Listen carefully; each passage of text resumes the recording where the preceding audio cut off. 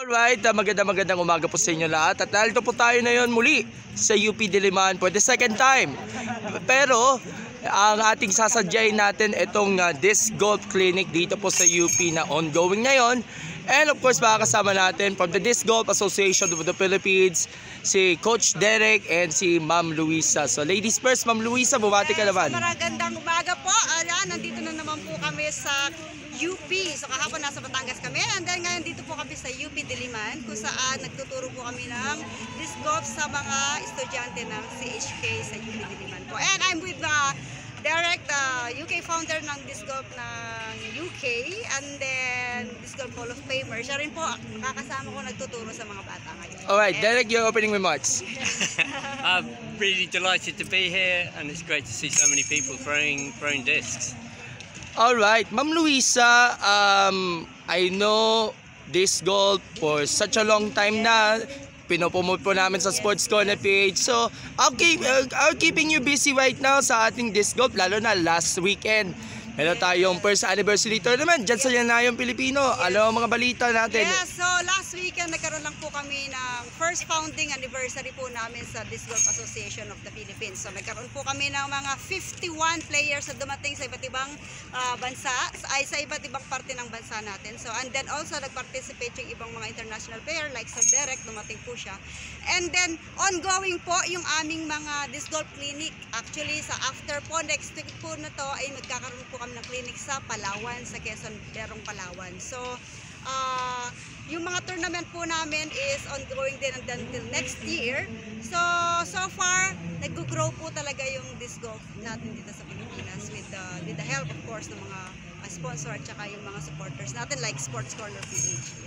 By the way, 2024 will be a busy year para sa disc golf. Dahil alam ko meron pang isang international tournament na naka-line up po.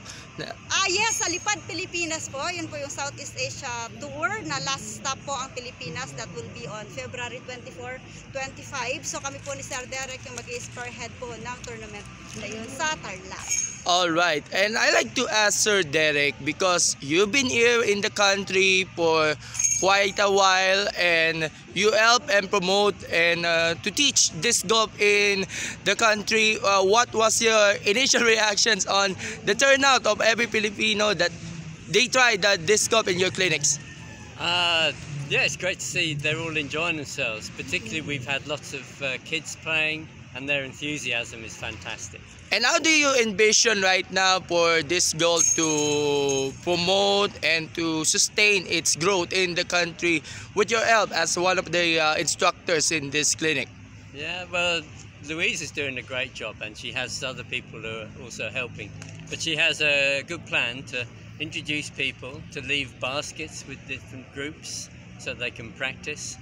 And then the key thing is if we can get more courses, so that people can play the game, then we have a foundation to continue. Alright, I'll go back to you later. Ma'am Luisa, today nagkaroon tayo ng clinic with the UP College of Human Kinetics students. So, your observation dito sa mga nilalaro ng ating mga UP CHK students, at hindi lang yan ng mga sports natin, disc golf, meron din nakita natin arnis, meron tayong petang, meron tayong cornhole. Your take on Actually, clinic?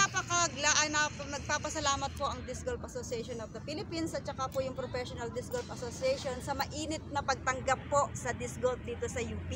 Actually po, ang UP ay isa po siya sa mga founder talaga na nag-introduce ng disc golf. Wala pa po yung mga basket na yan. Ang ginagamit pa lang po nila is yung mga 3 target. So ngayon po is dinala po na nila sa mga subject nila as one of their activities sa human kinetics. So yung hindi ko po ma-express kung paano po pasasalamat yung pagtanggap ng school sa disc golf. So and of course, isa sa mga sabihin natin founders at mga nagtaguyod niya ng disc golf ay si Sir JP De Montaño. Yes, si Sir JP nasa na siya. Nandun siya. So si Sir Andun JP na siya sa cornhole right now Saka yung din nila si Sir Kiko. So very supportive siya.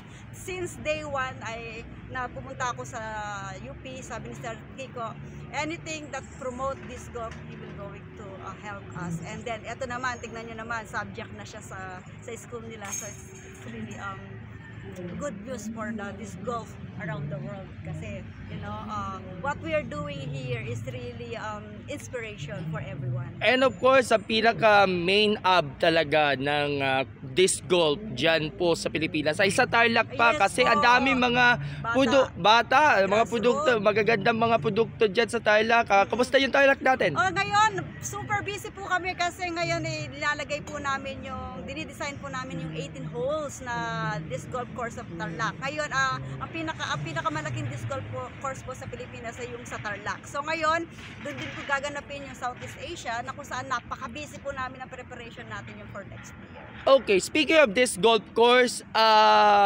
dito sa Quezon City, meron ata isang pinaplanchang disc golf course dyan sa Payatas. Anong Yes update? Po. Actually, yung update po natin sa Payatas, yung nung unang disc golf course, dapat nandun ka, di ba? Pero hindi ka nakarating. Pero okay naman po yung pagtanggap, kaya lang hinihintay pa po natin yung approval, lalo na yung sa Payatas, marami pa silang kailangan gawin para makarating doon. Pero open pa rin po sila sa pagkakaroon ng disc golf course doon sa taas. And lastly, for the both of you, since short lang naman ang interview kasi pupunta pa ako sa ibang mga ganap. Malapit na matapos ang 2023. Ano ba mga nagawa nyong achievements ng disc golf? At ano yung magiging goals ninyo for 2024? Yes, actually, thank you God for that. Actually, meron pa ang nagawa na po for the whole year. Nagkaroon muna po tayo ng 6 international event PDGA sanction dito sa Pilipinas at nagkaroon tayo ng 7 DGAP, which is the national tournament dito sa atin around. And then, nagkaroon po tayo ng maraming clinics. If I'm not mistaken, we have 6 to 7 clinics around the Philippines and reach as 1,000 plus people sa isang taon. And then sa next year, mas dodoble pa. Mas dodoble pa po yung mga ganap natin. And ang pinaka-importante yun, magkakaroon tayo ng tournament director, coaches at saka officiating team na iti-train natin para sila naman ang mag-lead sa kanya-kanya nilang mga disc golf course. And of course, national team, binubuo na. Yes po. Actually, that's a good news. Next year po, yung national team po natin is pupunta po sa Thailand para maglaro for the first time. So, stay tuned po dun sa mga ilalabas naming names para first team ng disc golf na lalabas sa Thailand pupunta sa Thailand para makipaglaban. So, What about Sir Derek? What's your achievements for 2023 and your goals for next year? Carry on playing. I'm getting older, so as long as I'm playing, I'm happy. But I'm still winning some tournaments, so I'm happy with that. And I want to help Louisa to grow disc golf in the Philippines and help out wherever I can. And of course, your last remarks, and you want to thank all those who have supported disc golf in the Philippines and even in the UK. And we would like to invite our viewers para ipromote niya itong sport na ito. Please go ahead, Sir Derek. Yeah, everyone that helps, and there's lots of people, because Louisa has a great plan, she has great ideas, and she does a lot herself. But she needs more people to help, more people to inspire kids to play, more people to try and get courses established. So everyone that can make a difference, I hope they do so. And Ma'am Louisa, once again po, magpapasalamat po kami sa mga sponsor namin, especially Lone Star Disc, Divergent Disc, Quarry Park, Cavano Communities by Fig Tree, of course, Professional Disc Golf Association of the Philippines, and of course all of the players around the world. Shout out to Scott Stokely, who is recently the one who have a big support to us in our clinic. So maraming salamat po. And we are open for all of the sponsors na gusto pong mag-donate or tumulong sa mga gagawin namin for disc golf. Lone Star, thank you very much, and Divergent.